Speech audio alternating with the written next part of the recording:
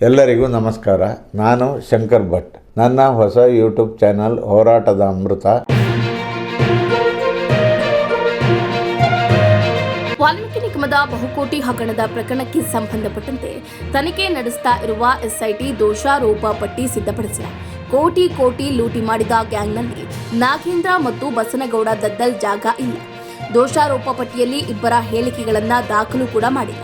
ಪ್ರಕರಣದಲ್ಲಿ ಈವರೆಗೆ 12 ಜನ ಆರೋಪಿಗಳು ಮತ್ಯಾರ ಮೇಲೂ ಕೂಡ ಅನುಮಾನ ಇಲ್ಲ ಅಂತ ಹೇಳಿದ್ದಾರೆ. ಹಾಗೆ ಅದರ ಬಗ್ಗೆ ಉಲ್ಲೇಖ ಕೂಡ ಮಾಡಲಾಗಿದೆ. ವಾಲ್ಮೀಕಿ ನಿಗಮದ ಹಣ ಕೊಳ್ಳೆ ಹೊಡೆಯೋದಕ್ಕೆ ಅಕ್ಟೋಬರ್ 2023ರಲ್ಲೇ ಪ್ಲಾನ್ ನಡೆದಿತ್ತು. ಮಾನ್ಯತಾ ಟೆಕ್ ಪಾರ್ಕ್ ಫ್ಲಾಟ್ನಲ್ಲಿ ಮೊದಲ ಡೀಲಿಂಗ್ ಆಗಿತ್ತು.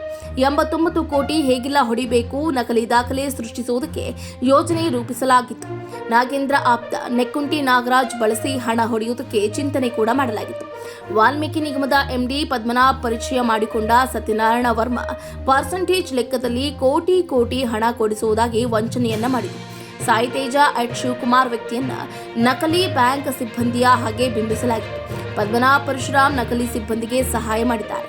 ಬರೋಬ್ಬರಿ 94.73 ಕೋಟಿ ಹಣವನ್ನು ಕೂಡ ಫಸ್ಟ್ ಫೈನಾನ್ಸ್ ಬ್ಯಾಂಕ್ಗೆ ವರ್ಗಾವಣೆ ಮಾಡಲಾಗಿದೆ. ಫಸ್ಟ್ ಫೈನಾನ್ಸ್ ಬ್ಯಾಂಕ್ನಿಂದ 18 ನಕಲಿ ಕಂಪನಿ ಅಕೌಂಟ್ಗೆ ವರ್ಗಾವಣೆ ಆಗಿದೆ. ಆರೋಪಿಗಳು 94 ಕೋಟಿ ಹಣ ವರ್ಗಾವಣೆ ಮಾಡಿಕೊಂಡಿದ್ರು ಅಂತ ತಿಳಿದು ಬಂದಿದೆ.